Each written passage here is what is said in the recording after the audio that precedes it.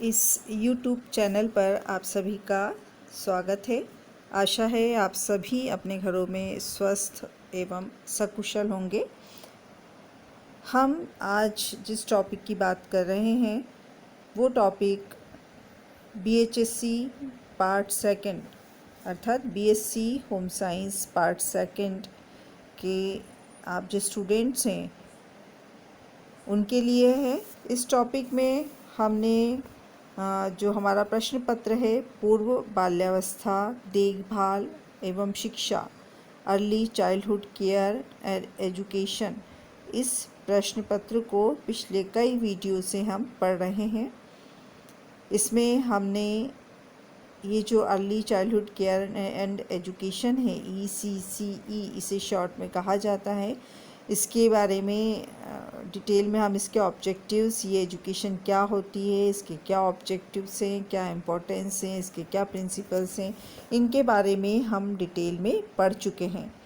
साथ ही हमने इसके जो विभिन्न प्रकार हैं कि कौन कौन से माध्यमों से या किस किस प्रकार से जो है ये प्री स्कूल एजुकेशन जो है वो दी जा सकती है, तो उसमें हमने Montessori method, kindergarten method, nursery school, इनके बारे में डिटेल में जो है वो पढ़ा। इनके क्या उद्देश्य हैं या इनकी स्थापना किसने की, इनकी जैसे मॉन्टेसरी पद्धति है तो इसकी शुरुआत किसने की, ऐसी किंडरगार्टन मेथड जो है, तो इनके बारे में पूरा डिटेल में हम इनमें किस प्रकार के उपकरण काम में आते हैं, क्या महत्व है, पूरा डिटेल में एक एक मेथड के बारे में हम पढ़ चुके हैं। अभी हमारा जो चल रहा है वो बालवाड़ी जो एक मेथड है उसके बारे में हम पढ़ रहे थे। तो अभी लास्ट उसका जो टॉपिक है एक, हालांकि इस टॉपिक पर हमने एक पहले भी वीडियो बनाया था पर शायद कुछ चीज़ें उसमें छूट गई थी, इसलिए उसको मैंने पुनः जो है वो रिपीट कर रही हूँ मैं। जो बालवाड़ी देखभाल और जो बालवाड़ी में स्वास्थ्य से संबंधित देखभाल, पोषण एवं उपकरण, ये हमारा जो है वो आज का टॉपिक है। जैसा कि हमने देखा था कि बालवाड़ी जो है वो ग्रामीण परिवेश में होती हैं, जैसे नर्सरी स्कूल हैं या किंडरगार्टन स्कूल हैं, ये तो शहरी क्षेत्रों में भी होते हैं, ग्रामीण में भी हो सकते हैं, पर जो बालवाड़ी होती हैं वो मुख्यतः जो है ग्रामीण क्षेत्रों में होती हैं। और इनके द्वारा जो है वो जो छोटे बच्चे हैं 3 से 6 वर्ष तक के बच्चे, उनके लिए जो है शिक्षा और देखभाल की जो व्यवस्था होती है। तो इसके पूर्व के जो 2 वीडियो हैं उसमें हमने बालवाड़ी जो शिक्षा है उसमें किस आयु के बच्चे आएंगे, उनकी क्या संख्या होगी, बालवाड़ी के मुख्य कार्य क्या है, इसका भवन कैसे होगा, इनके बारे में हम डिटेल में पढ़ चुके हैं।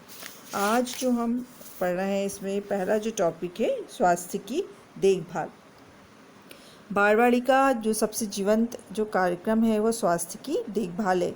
इसका जो मुख्य उद्देश्य है वो है शारीरिक योग्यता, बीमारियों से मुक्ति तथा शारीरिक अपंगता एवं कुरूपता का प्रारंभिक उपचार करना। बालवाड़ी में आने वाले बच्चों का नियमित जो है वो स्वास्थ्य रिकॉर्ड जो है वो रखा जाता है, जिससे बच्चे जो है उनसे संबंधित जो जानकारी जो है वो रखी जा सकती है। अब कौन कौन सी जानकारी होगी, जैसे बच्चों की आयु क्या है, उनकी शारीरिक नाप जैसे कद, वज़न, छाती का नाप आदि। फिर टीकाकरण का विस्तृत कार्यक्रम, जो एक टीकाकरण बच्चों के जन्म के साथ ही जो शुरू होता है, तो उसकी पूरी डिटेल जो है, पूर्व में बालक की कोई बीमारी तो नहीं रही उस बालक को, और वर्तमान स्वास्थ्य को बनाए रखना, अभी बालक का जो स्थिति है उसमें सुधार करना या उसके जो स्वास्थ्य जो है उसको वो बना रहे। तो बालक का जो पहला चिकित्सीय परीक्षण जो है उसके बालवाड़ी में प्रवेश लेने के समय हो जाना चाहिए। इसके पश्चात जो है प्रत्येक 3 माह में एक बार होना चाहिए तथा इसके परिणाम हेल्थ रिकॉर्ड में प्रविष्ट किए जाना चाहिए। मतलब बालवाड़ी के माध्यम से बालकों का, जब बालक विद्यालय में बालवाड़ी में आ रहा है तो उसका हर 3 मंथ में जो है वो चेकअप हो और उसका रिकॉर्ड जो है वो रखा जाए। इसके साथ ही जो व्यक्तिगत स्वास्थ्य संबंधी नियमों का भी जो है निरीक्षण किया जाना चाहिए, जैसे बच्चे जो है हाथ तथा दांतों की सफाई, बालों की कंघी, स्नान आदि का जो है ध्यान रखा जाना चाहिए। यदि आवश्यकता हो तो बच्चों की सफाई तथा स्नान की व्यवस्था बालवाड़ी में की जा सकती है। बाल सेविका को व्यक्तिगत रूप से प्रातः बालक का प्रति बालक का परीक्षण करना चाहिए तथा यह निश्चित करना चाहिए कि बच्चा जो है जो संक्रामक बीमारियां हैं उनसे मुक्त रहे। यदि किसी भी प्रकार के संक्रामक रोग के लक्षण दिखाई देते हैं तो उसे तुरंत अन्य बालकों से अलग करना चाहिए एवं घर भेज देना चाहिए। तो ये तो था कि बालवाड़ी में जो है वो स्वास्थ्य से संबंधित जो है वो किस प्रकार का कार्यक्रम जो है वो रहता है। इसके बाद हम बात करते हैं न्यूट्रिशन या पोषण की। जहाँ तक जो है संभव हो प्रत्येक बालवाड़ी में बालकों को नियमित रूप से जो है दोपहर का भोजन या नाश्ता देने का प्रावधान होना चाहिए। बालवाड़ी में भोजन प्रदान करने के निम्नलिखित उद्देश्य होते हैं। जो पहला उद्देश्य कि बालक के लिए जो पोषक तत्व आवश्यक हैं और उनकी घर में गरीबी अथवा जो है अज्ञानतावश जो अपर्याप्तता होती है उसकी पूर्ति की जा सके। अर्थात बालक को यदि घर में किसी भी कारण से अज्ञानतावश या गरीबी के कारण यदि पोषक तत्व नहीं मिल पा रहे हैं तो उसकी पूर्ति जो है वो आंगनबाड़ी के माध्यम से की जा सके। दूसरा जो है कि बालकों की संगत से बालक में भोजन संबंधी अच्छी आदतों के विकास को प्रोत्साहन देना। हम देखते हैं कि कई बार जो है वो बालक घर में जो है वो भोजन नहीं करता या उसे कुछ चीज़ों में वो पसंद नापसंद अपनी व्यक्त करता है, लेकिन जब वो विद्यालय जाता है और अन्य बच्चों को उन चीज़ों को खाते हुए देखता है तो वो भी उनको स्वाद लेकर खाना शुरू कर देता है। तो ये भी एक बहुत बड़ा फ़ायदा जो है वो बालवाड़ी में पोषण कार्यक्रम का होता है। पूर्वशालेय बालकों के लिए जो दोपहर के भोजन का कार्यक्रम होता है वह अत्यंत उपयोगी होता है। यह कार्यक्रम अनेक शैक्षणिक संभावनाओं से पूर्ण होता है।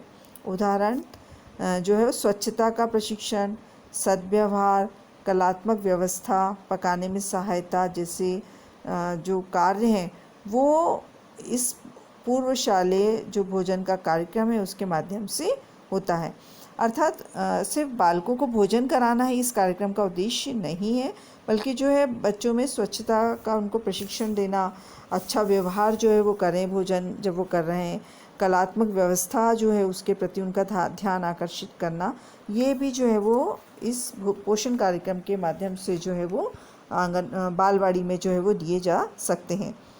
बालवाड़ी में वो भोज्य पदार्थ को दिए जाना चाहिए जो अपने घरों में नहीं ले पाते, किंतु यह ध्यान रखना चाहिए कि ये भोज्य पदार्थ उन पौष्टिक तत्वों से भरपूर हों जो बालकों की वृद्धि एवं विकास के लिए आवश्यक होते हैं। तो यह हमने देखा कि भोजन जो है वो किस प्रकार का या पोषण की किस प्रकार की व्यवस्था जो है वो इन बालवाड़ी में की जा सकती है। अब हम इसका एक लास्ट टॉपिक देखते हैं, बालवाड़ी उपकरण, कि बालवाड़ी में किस प्रकार के इक्विपमेंट्स जो है वो होने चाहिए। तो बालवाड़ी में बच्चों के लिए रुचिप्रद सामग्री एवं उपकरणों की आवश्यकता होती है, किंतु फिर भी यह आवश्यक नहीं है कि बालवाड़ी के उपयोग के लिए जो उपकरण खरीदे जाएं।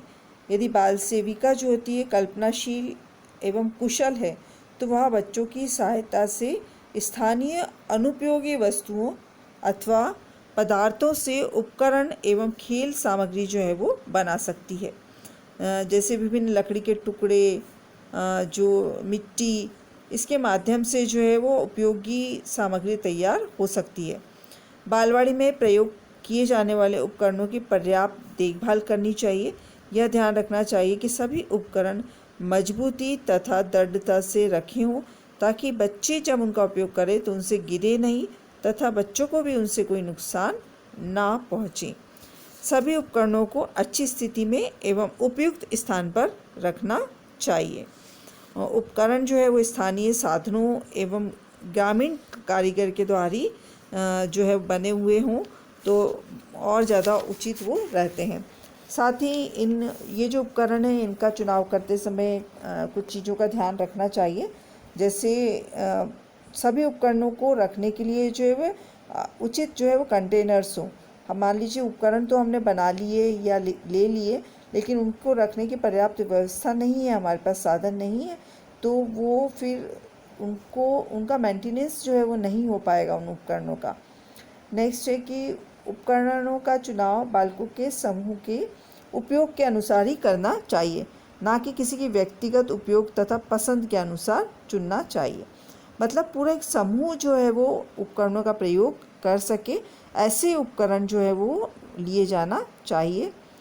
फिर है कि उपकरण में जो है दुर्घटना आदि की संभावना ना हो, मतलब किसी जो खिलौने वगैरह उनसे कोई किनारा ना निकला हो, उनका कोई नुकीला कोना जो है वो उसमें ना हो।